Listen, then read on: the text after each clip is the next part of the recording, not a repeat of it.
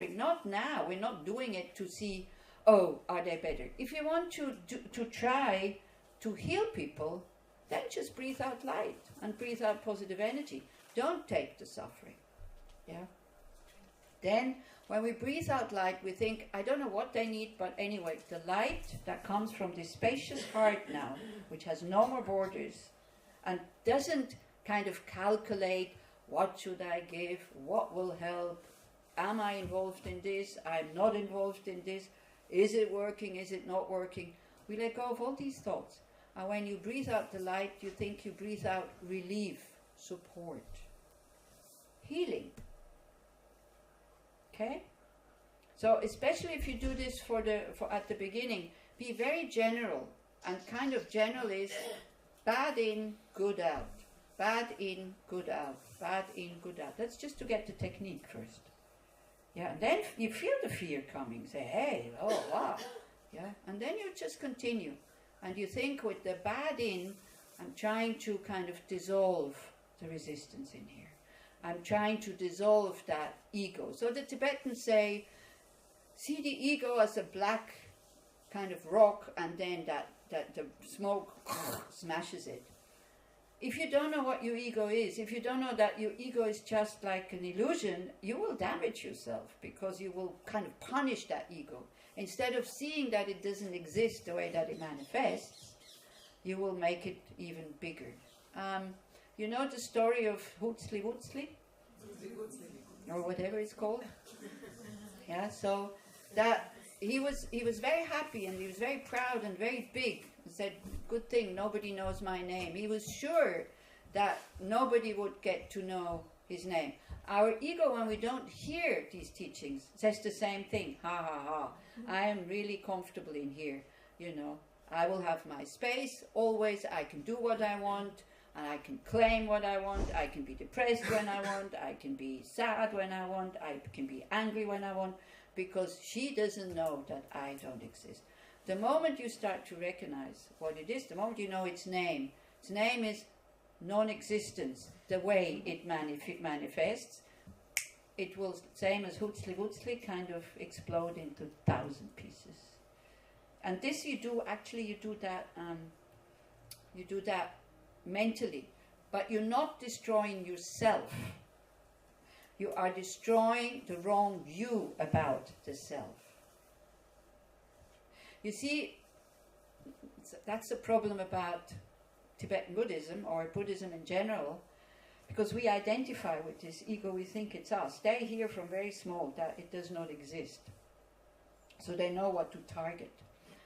So I think for us, it is better or easier to say, I want to expand my ego, instead of destroying it. Okay? Maybe at the beginning, so that this ego feels kind of comfortable. The moment your ego feels comfortable, it becomes very, very small. Doesn't need anything. The more uncomfortable you are about yourself, about the world, the bigger it becomes and the more sensitive it becomes. Do you see what I mean?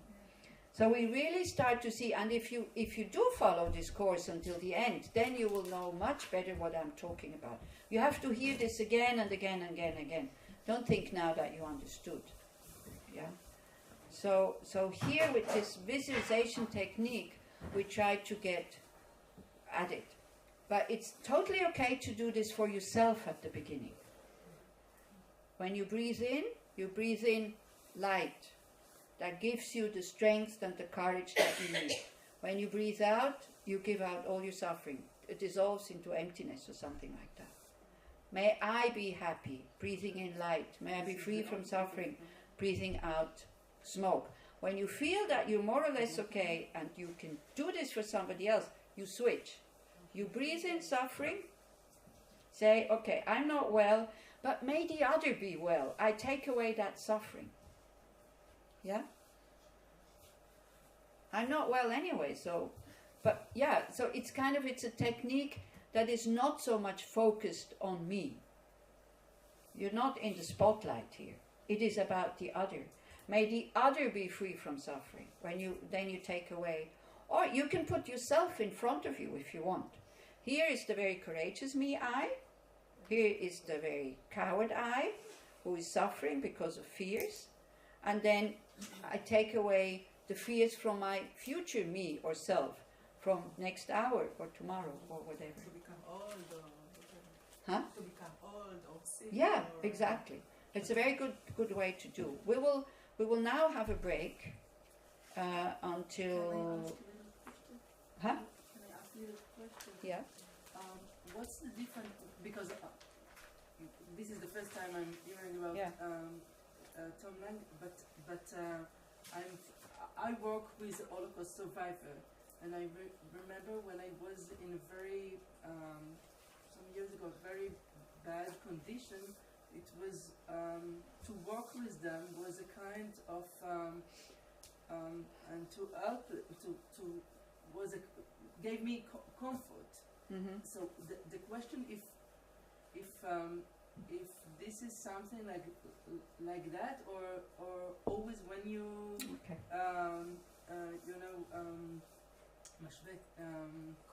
compare yourself to other that gone through much other things. Okay. I mean, what's the difference? We're not taking the suffering of the past. Okay. We're taking the suffering of the present. Because it's what is past is past, but what is still remains there, like the present suffering, because then you become aware, even with Holocaust survivors, because the experiences were so traumatic that they kind of take them with them. Yeah.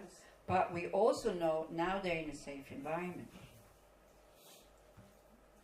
Not really, because they are coping with. Yeah. But the outside environment is safe. Yes. So this is what they have to understand in order to be able to let go. That now they're safe. But these memories which slept them with us, and because of that I to whom this happened. You see, to the body that it happened, it's not the same body anymore. This body has changed. The cells change all the time. It ages. The mind changes all the time.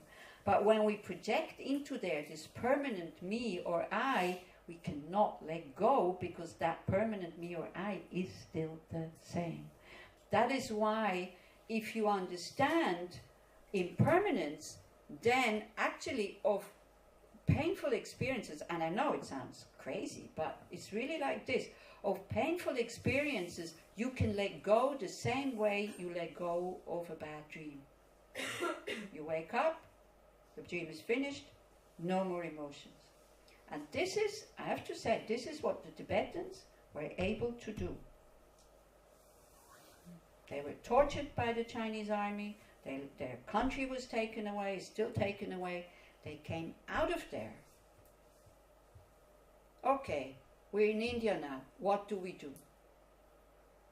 There is not this mass kind of trauma still continuing, not just in one generation, but in 2 generations and in 3 generations. Why? Because they know about existence of body, existence of mind as being impermanent and changing. I know it sounds crazy, but it's, if you have contact to some of these people who have been in Chinese prison, wow, it's so inspiring. And also with Holocaust people, try to listen to those who are able to let go, who have forgiven. Listen to them. There are some. There are some. So that's what we should concentrate on. So when you do Tong, again, it's very big thing. So we start very small. You jump too high. We start with somebody, you have a headache, and then you think, okay, now I have a headache. Okay, may all other beings who today also have a headache, may I take it upon myself. This is how we start. You start with Holocaust survivors. It's too big. We'll crash. Yeah? It's too big. But when you, in case you do, because sometimes I do this also with dying people, when I see that they are in panic or something like that, and I see that it helps. It doesn't help them, but it helps me to calm down. When somebody is, I should stop, I should have to, that we can have a break. When somebody is very aggressive with me, because there's also people that can't stand me. Sometimes I have to work together with them. And I meet a lot of like bullying and it's rare, okay, but it happens. bullying and aggression. You know how it is when somebody dislikes you? They're jealous of you. Whatever you do, they kind of put it down. They get upset about everything you say. Have you made that experience? Mm-hmm. Okay. How do we usually react? Closing up, getting aggressive. Look at me, I have such good intentions, and all I get is anger from her, and all I do is helping her. Blah, blah, blah. Yeah. So when you do this, when you feel that aggression, which comes anyway, what you do is you take it voluntarily. So that what I do with these people, I see how they suffer from their aggression, because when I told you about the relationship I had with my mother, I suffered the most from it, not being able to accept her.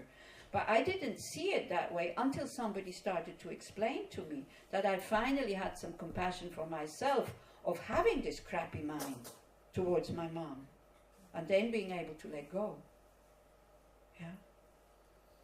By understanding, I'm not choosing this. I am prisoner of my crappy mind, and I have no methods to deal with it. Then I could start working with it. So then when I remember my own suffering of having somebody in front of me who I can't stand, I can take that aggression without problems. Because why? Karma ripening. I gave it to my mother. Now it's coming back in this life. So why should I complain? So I really take it away from her by breathing it in. And when I breathe out, I kind of visualize her, because she can be very kind also, I kind of visualize her with a smiling face. After I did that for a while, it was gone. The whole thing was gone. Now it still comes back from time to time, but in general the relationship is quite okay.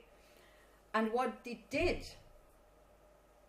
I didn't get aggressive. That's why we do it.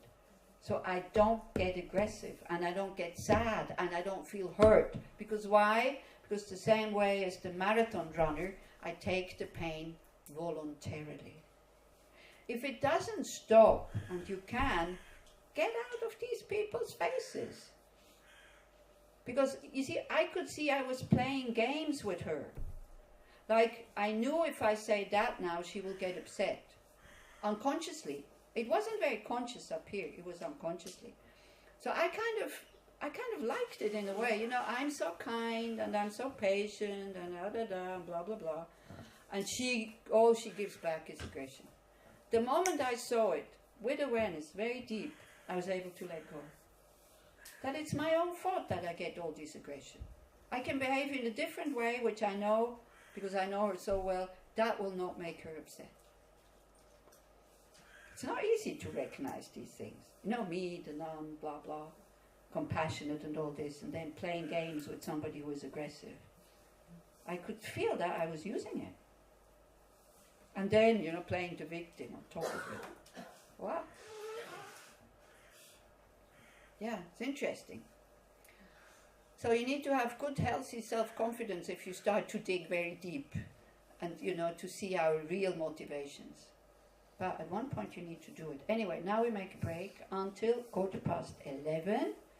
You are still in silence, and because of the other group now, I don't know exactly what they're doing because they were not sure when they are breaking their silence. So out of consideration for them, we will not break the silence before lunch. So we'll definitely keep silence until 5 o'clock. Yeah, why not? Because I think I don't know, if you see that we let them make the decision. So if you see that they are starting to talk openly, then you can also talk. If they're not, you think, okay, I'll keep my mouth shut out of consideration for the Vipassana group, okay? We put ourselves second.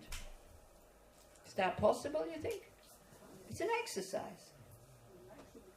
It's an exercise. So you're still in silence, you have half an hour break, and then we try to do this meditation of Tonglen, giving and taking. Bring your ego. Don't let it say, oh, you go alone, I'm staying in the Modon. Bring it, your ego.